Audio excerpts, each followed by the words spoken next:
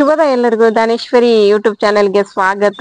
ಇಂದಿನ ದಿನದ ವಿಶೇಷತೆ, ದಿನದ ಪಂಚಾಂಗ ಹಾಗೂ 12 ರಾಶಿಗೆ ಯಾವೆಲ್ಲ ಫಲಾಫಲಗಳಿವೆ ಅಂತ ತಿಳಿದುಕೊಳ್ಳೋಣ. ನಮ್ಮ ಗುರುಗಳಾದಂತಹ ಖ್ಯಾತ ಜ್ಯೋತಿಷ್ಯರು, ವಾಸ್ತು ತಜ್ಞರು, ಶ್ರೀ ರೇಣುಕಾ ಯಲ್ಲಮ್ಮ ಹಾಗೂ ಮಲೆ ಮಹದೇಶ್ವರರ ಆರಾಧಕರಾದಂತಹ ಶ್ರೀಯುತ ಅರ್ಜುನ್ ರಾವ್ ಗುರೂಜಿ ಅವರಿಂದ ತಿಳಿದುಕೊಳ್ಳೋಣ ಬನ್ನಿ. ಸಮಸ್ತ ನಾಡಿನ ಜನತೆಗೆ ಶ್ರೀ ಅತಿಥಿ ದೇವಿ ಹಾಗೂ ನನ್ನ ತಾಯಿ ಜಗನ್ಮಾತೆ ಸ್ವರೂಪಿಣಿಯಾಗಿರ್ತಕ್ಕಂಥ ರೇಣುಕಾ ಯಲ್ಲಮ್ಮ ಹಾಗೂ ಮಲೈ ಮಹದೇಶ್ವರ ಸ್ವಾಮಿಯ ಕೃಪಾ ಕಟಾಕ್ಷ ಸದಾ ಯಾವತ್ತೂ ನಿಮ್ಮ ಮೇಲಿರಲಿ. ಬಂಧುಗಳೇ, ಈ ದಿನ ತಾರೀಕು 30/7/2025 ಬುಧವಾರ, ದಕ್ಷಿಣಾಯನೆ, ಶ್ರೀ ವರ್ಷ ಋತು ಶ್ರೀ ವಿಶ್ವವಸು ನಾಮ ಸಂವತ್ಸರದ ಶ್ರಾವಣ ಮಾಸದ ಶುಕ್ಲ ಪಕ್ಷದ ಷಷ್ಠಿ ದಿನ. ಈ ದಿನ ಹಸ್ತ ನಕ್ಷತ್ರ ಇದೆ. ಈ ದಿನ ವಿಶೇಷವಾಗಿರ್ತಕ್ಕಂಥದ್ದು ಕಲ್ಕಿ ಜಯಂತಿ ಅಂತೇಳಿ ಆಚರಣೆ ಮಾಡ್ತಾರೆ. ಈ ದಿನ ಶುಭ ಕಾಲ 9 ರಿಂದ 10:30 ಮತ್ತು ಮಧ್ಯಾಹ್ನ 1:30 ರಿಂದ 3 ಗಂಟೆವರೆಗೂ ಒಳ್ಳೆಯ ಶುಭ ಕಾಲವಿದೆ. ಆ ಕಾಲದಲ್ಲಿ ನೀವು ಒಳ್ಳೊಳ್ಳೆ ಕೆಲಸಗಳನ್ನು ಮಾಡ್ಕೊಬಿಡಿ. ಬಂಧುಗಳೇ, ಈ ದಿನ 12 ರಾಶಿಗಡೆ ಗಮನ ಕೊಡೋಣ ಬನ್ನಿ. ಮೊದಲಿಗೆ ಆದಿತ್ಯಾದಿ ನವಗ್ರಹಗಳನ್ನು ಮನಸ್ಸಿನಲ್ಲಿ ಪ್ರಾರ್ಥನೆ ಮಾಡುತ್ತಾ, ನಮಃ ಸೂರ್ಯಾಯ ಚಂದ್ರಾಯ ಮಂಗಳಾಯ ಚ ಬುಧ ಶುಕ್ರ ಶನಿ ಬೇಶ್ಚ ರಾಹುವೇ ಕೇತುವೆ ನಮಃ. ಗುರು ಬ್ರಹ್ಮ ಗುರು ವಿಷ್ಣು ಗುರುದೇವೋ ಮಹೇಶ್ವರ ಗುರು ಸಾಕ್ಷಾತ್ ಪರಬ್ರಹ್ಮ ತಸ್ಮೈ ಶ್ರೀ ಗುರುವೇ ನಮಃ.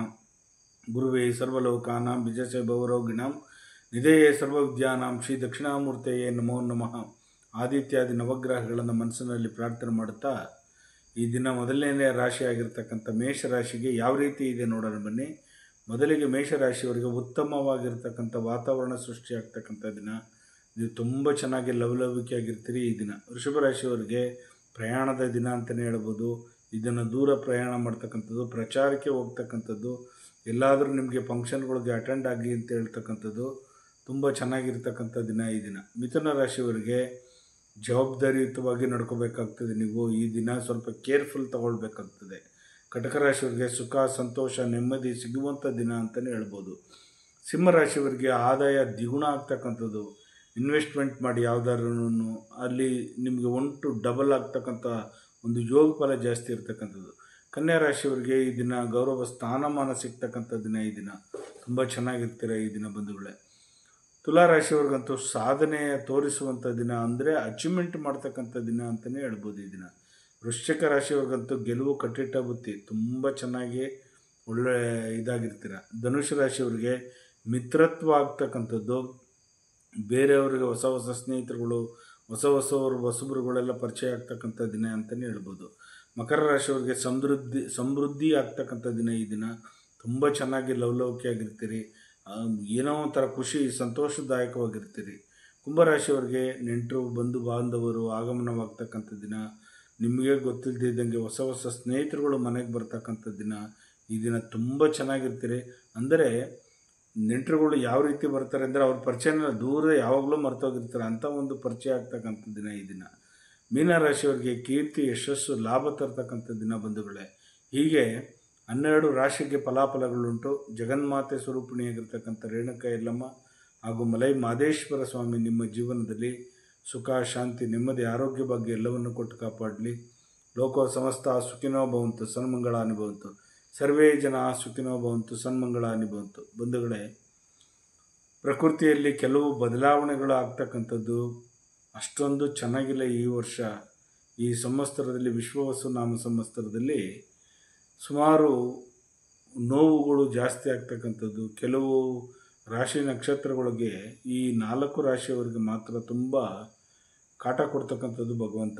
ಯಾವ್ದಾವುದು ಅಂತಂದರೆ ಮಕರ, ಕುಂಭ, ಮೀನ, ಮೇಷ, ಈ 4 ರಾಶಿಯವರಿಗೆ ತುಂಬ ಕಾಟ ಕೊಡ್ತಕ್ಕಂಥದ್ದು.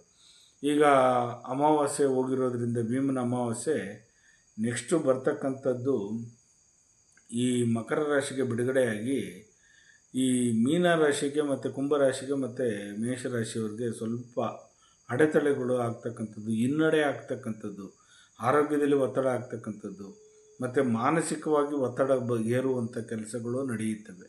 ಹಾಗಾಗಿ ದಯವಿಟ್ಟು ನೀವು ನಿಮ್ಮ ಕುಲದೇವರನ್ನು ಬಲಪಡಿಸ್ಕೊಳ್ಳಿ. ನಿಮ್ಮ ಗ್ರಾಮ ದೇವತೆಗಳನ್ನ ದರ್ಶನ ಮಾಡಿ, ಆ ಕೈಲಾದದ್ದು ಸೇವೆಯನ್ನು ನೀವು ಮಾಡಿ. ಖಂಡಿತವಾಗೂ ನಿಮ್ಗೆ ಒಳ್ಳೆಯದಾಗಲಿ, ನಿಮ್ಮೆಲ್ಲರಿಗೂ ಒಳ್ಳೆಯದಾಗಲಿ ನಾನು ಪ್ರಾರ್ಥನೆ ಮಾಡ್ತೀನಿ ಭಗವಂತನಲ್ಲಿ. ನಿಮ್ಮೆಲ್ಲರಿಗೂ ಆ ತಾಯಿ ಜಗನ್ಮಾತೆ ಸ್ವರೂಪಣೆಯಾಗಿರ್ತಕ್ಕಂಥ ರೇಣುಕಾ ಯಲ್ಲಮ್ಮ ಹಾಗೂ ಮಲೈ ಮಹದೇಶ್ವರ ಆರೋಗ್ಯ ಐಶ್ವರ್ಯ ಎಲ್ಲ ಕೊಟ್ಟು ಕಾಪಾಡಲಿ. ನಿಮ್ಮೆಲ್ಲರಿಗೂ ಒಳ್ಳೆಯದಾಗಲಿ. ಧೋ ಎಲ್ಲಮ್ಮ ಉದೋ ಎಲ್ಲಮ್ಮ ಗೇ ಮಾದಪ್ಪ ಗೇ ಮಾಂತ್ಮಲಯ ಗೇ.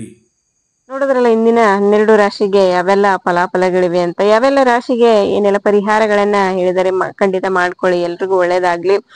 ನಿಮ್ಗೇನಾದ್ರೂ ಸಮಸ್ಯೆಗಳಿದ್ರೆ ಖಂಡಿತ ಗುರುಗಳನ್ನ ಸಂಪರ್ಕ ಮಾಡಬಹುದು. ಸ್ಕ್ರೀನ್ ಮೇಲೆ ಬರ್ತಾ ಇರುವಂತ ನಂಬರ್ಗೆ ಕರೆ ಮಾಡಿ ನಿಮ್ಮ ಸಮಸ್ಯೆಗಳನ್ನ ಗುರುಗಳ ಹತ್ರ ಹೇಳ್ಕೊಳ್ಳಿ. ಖಂಡಿತ ಗುರುಗಳು ಅದಕ್ಕೆ ಪರಿಹಾರವನ್ನ ಸೂಚಿಸ್ತಾರೆ. ದಯವಿಟ್ಟು ಲೈಕ್ ಮಾಡಿ, ಶೇರ್ ಮಾಡಿ, ಕಮೆಂಟ್ ಮಾಡಿ, ಸಬ್ಸ್ಕ್ರೈಬ್ ಆಗಿ. Thank you.